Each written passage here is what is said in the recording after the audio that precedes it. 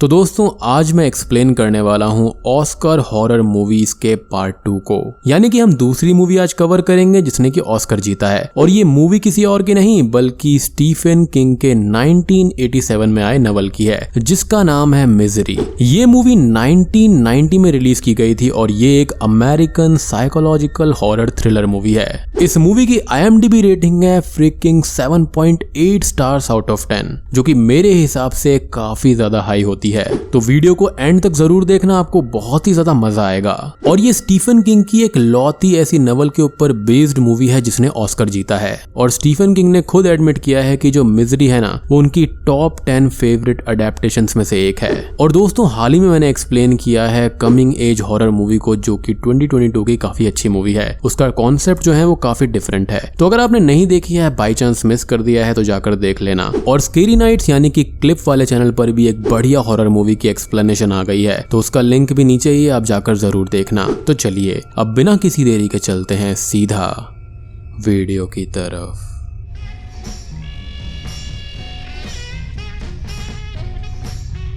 Movie की starting में हमें पॉल शेल्डन नाम का एक नोवेलिस्ट दिखाया जाता है जिसने अभी अभी अपने अगले नॉवल को पूरी तरह से लिखकर कंप्लीट किया होता है। पॉल अपने नॉवल के लिए बहुत फेमस था और उसे विश्वास था कि उसकी दूसरी नॉवल भी बहुत ही ज्यादा पॉपुलर होगी। अब अपने नॉवल को कंप्लीट करके पॉल होटल से चेकआउट करता है, लेकिन रास्ते में बहुत ज्यादा बर्फ गिरने की वजह से पॉल का एक्सीडेंट हो जाता है। अब यहाँ से सीन सीधा कट होकर पास्ट के कुछ इवेंट्स को दिखाता है, जहाँ पर पॉल अपनी असिस्टेंट मार्सिया सिंडल से अपनी recent novel misery the child के बारे में डिस्कस कर रहा होता है, जो कि लोगों के बीच में काफी पॉपुलर हुई थी, जो कि स्टीफन किंग की मिजरी नाम की नॉवेल की ही रेफरेंस है। खैर पॉल अपनी रिसेंट नॉवेल के सक्सेस से बहुत ही ज्यादा खुश था और यहाँ पर सीन फिर से कट होकर प्रेजेंट में आ जाता है। प्रेजेंट में हमको दिखाया जाता है कि पॉल एक्सीडेंट की वजह से बहुत ही ज्यादा इंजर्ड हो गया था और वो अनकॉन्शियस भी हो जाता है। पॉल के अनकॉन्शियस होते ही वहां पर एक लेडी आती है जो कि पॉल को बचाकर अपने घर में ले जाती है। पॉल की जब आंखें खुलती है तो वो उस लेडी को देखता है जिसका नाम एनी होता है। एनी एक नर्स होती है और पॉल की बहुत बड़ी फैन भी।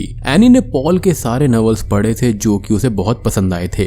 वो पॉल का ट्रीटमेंट भी करने लगती है, जहां पर उसको ये पता चलता है कि उसके दोनों पैर बहुत ही बुरी तरह से इंजर्ड हो गए हैं। एनी पॉल को कहती है कि वो उसे हॉस्पिटल ले जाना चाहती है, लेकिन रोड पर बर्फबारी बहुत ही ज्यादा है जिसकी वजह से वो हॉस्पिटल नहीं जा सकते। खैर अगले सीन में हमको दिखाया जाता है कि मार्सिया पॉल के काफी समय से लापता होने की वजह से एक कंप्लेंट कर देती है, जिस पर शेरिफ पॉल को ढूंढने का वादा करता है। फिर एनी पॉल की शेविंग कर रही होती है कि तभी बातों बातों में एनी बताती है कि उसने पॉल को होटल से जाते हुए देखा था और पॉल से मिलने के लिए वो उसके पीछे भी गई थी, लेकिन तभी पॉल का एक्सीडेंट हो गया। इसके बाद में एनी ये कहती है कि मैंने तुम्हारे बैग के अंदर एक दूसरी नॉवेल भी देखी है जो कि अभी आउट नहीं हुई है। पॉल उसके बारे में बात करते हुए कहता है कि वो मेरी आने वाली नॉवेल है और तुम चाहो तो उसको रीड कर सकती हो, जिस पर एनी बहुत ही ज्यादा खुश हो जाती है, जैसे कोई भी नॉर्मल फैन होगा, क्योंकि उसके लिए सपने से कम नहीं होगा कि उसका फेवरेट राइटर उसके पास में है। खैर पॉल एनी को अपने दूसरे नॉवेल का टाइटल सजेस्ट करने के लिए भी कहता है। वहीं दूसरी तरफ शेरिफ होटल में पॉल का पता लगाने जाते हैं, पर उन्हें वहां पर कुछ भी नहीं मिलता।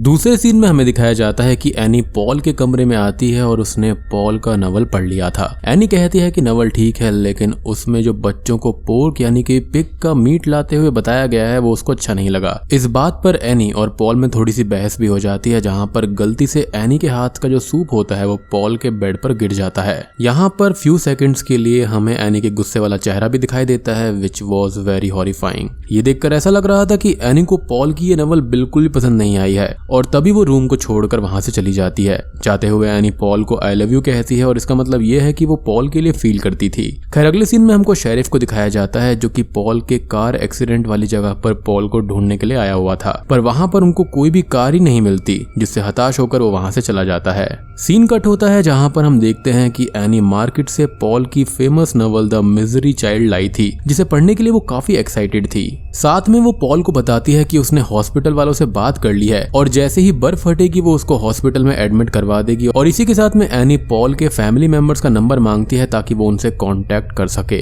अब सवेरे का सीन दिखाया जाता है जहां पर पॉल के रूम में एक पिग आता है। एनी बताती है कि ये उसका पेट पिग है जिसका नाम मिजरी है। एनी बोलती है कि जब उसके पति ने उसको छोड़ा था तो मिजरी ने ही उसको संभाला था। और यहाँ पर हमको दिखाया जाता है कि पॉल की हालत इतनी खराब होती है कि वो उठकर टॉयलेट भी नहीं जा सकता था, इसलिए वो बॉटल में ही पी किया करता था।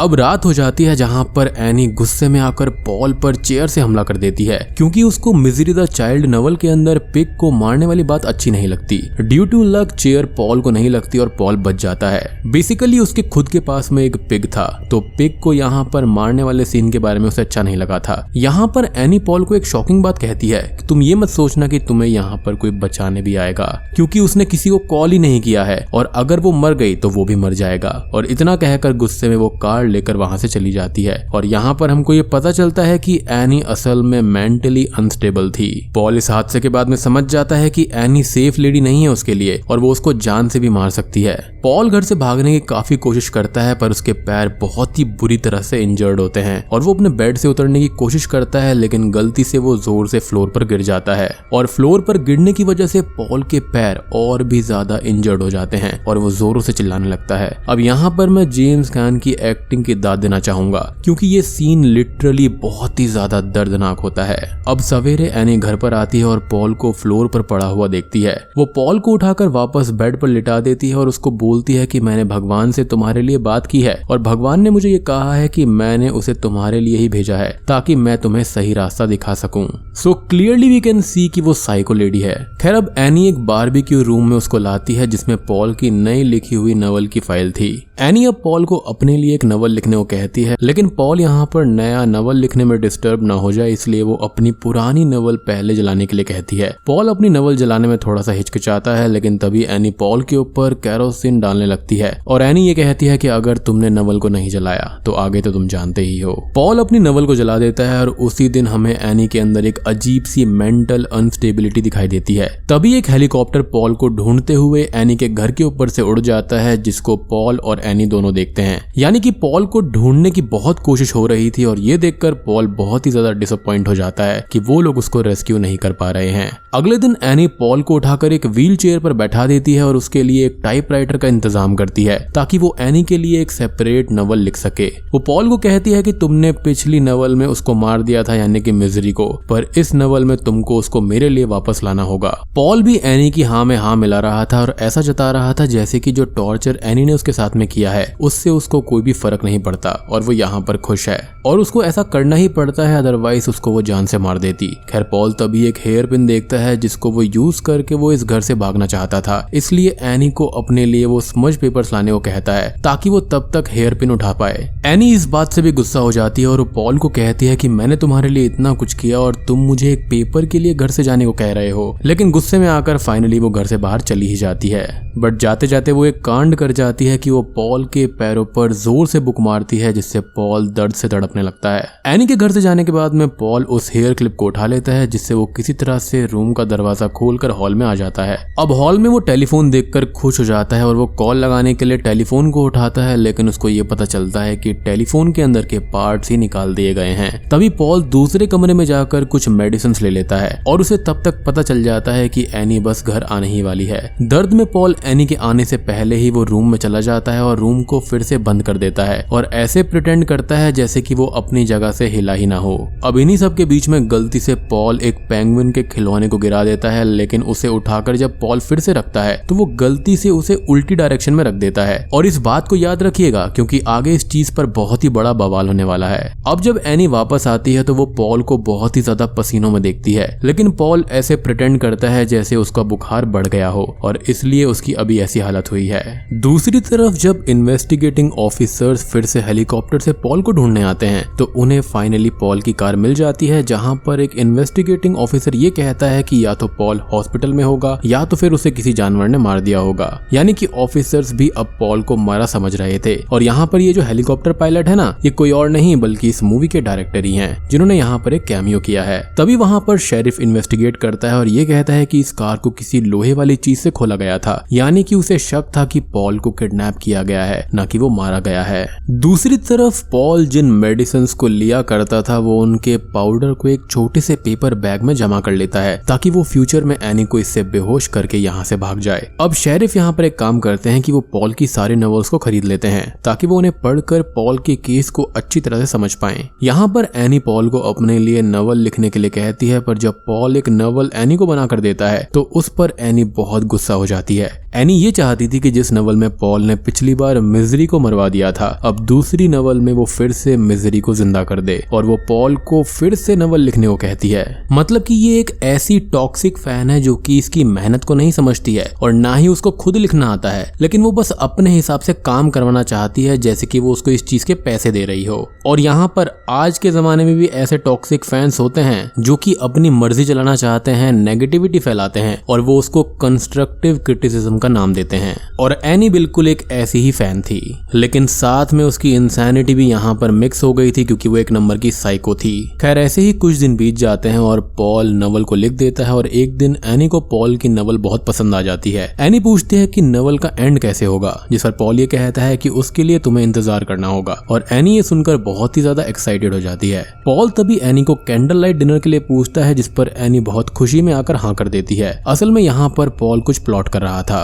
अब रात को ये दोनों कैंडल लाइट डिनर कर रहे होते हैं जहाँ पर एनी पॉल के लिए मैश्ड पोटैटोज बनाती है। अब पॉल एनी को मिजरी की लाइफ के सक्सेस के लिए टोस्ट करने को कहता है जिस पर वो दोनों ही अपने अपने ग्लास में वाइन ले लेते हैं। लेकिन अचानक से ही पॉल एनी को कैंडल लाने के लिए बोलता है जिस पर जब एनी दूसरे रूम में कैंडल्स लेने के लिए जाती है तो पॉल उस मेडिसिन के पाउडर को एनी के ग्लास में डाल देता है जिससे कि वो वहां पर ही अनकॉन्शियस हो जाए। एनी अब कैंडल लेकर आती है लेकिन वो बहुत ही ज्यादा एक्साइटेड होती है जिसकी वजह से वो ग्लास जो होता है ना वो नीचे गिर जाता है। पॉल ये देखकर काफी डिसअपॉइंट हो जाता है लेकिन वो एनी को इसका पता लगने नहीं देता। अब अगले दिन फिर से पॉल एनी के लिए नवल लिखने लगता है ताकि वो नवल को कंप्लीट कर सके और नवल लिखते लिखते उसे 1.5 महीने से ज्यादा हो गया था। पॉल की बॉडी अब धीरे धीरे हील भी हो रही थी और वो टाइपराइटर को बीच बीच में उठाकर अपनी बॉडी की एक्सरसाइज भी कर रहा होता है ताकि उसकी बॉडी स्ट्रांग हो सके।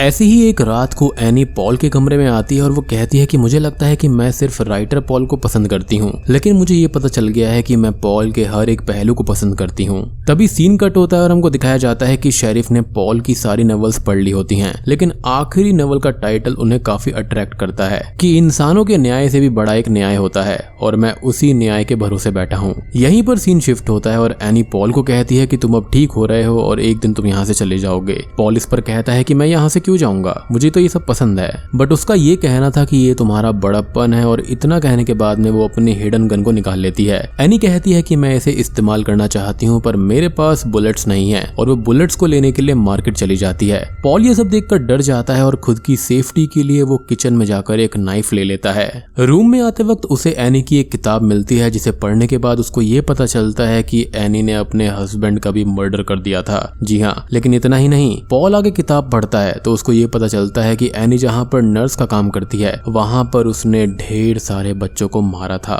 जिसके लिए उसको ड्रैगन लेडी का नाम दे दिया गया था और उसको अरेस्ट भी किया गया था, लेकिन सबूत ना होने की वजह से उसको छोड़ दिया गया। इससे ये पता चलता है कि एनी सिर्फ मेंटली अनस्टेबल नहीं थी बल्कि साथ साथ एक सीरियल किलर भी थी। अब हम देखते हैं कि पॉल अपने बेड पर फिर से लेट जाता है और वो चाकू से एनी को स्टैब करने की प्रैक्टिस करने लगता है, यानी कि हर उस मोमेंट को याद करता है कि वो किस तरह से उसको मारेगा। पर तभी रात में एनी अचानक से आकर पॉल को बेहोश कर देती है और सुबह जब पॉल की नींद खुलती है तो वो खुद को रस्सियों से बंधा हुआ पाता है। अब मैंने आपको एक बात बताई थी कि वो पेंगुइन वाली चीज को याद रखना, तो एनी पॉल को ये बोलती है कि मुझे पता चल गया है कि तुम रूम से रोज बाहर जाते थे क्योंकि हॉल का पेंगुइन हमेशा सामने की तरफ फेस करके खड़ा रहता था, पर इस बार वो पीछे की तरफ देख रहा था। एनी आगे कहती है कि मैं बस यही सोच रही थी कि तुमने ये सब किया कैसे, और तभी मुझे ये हेयर पिन मिल गया।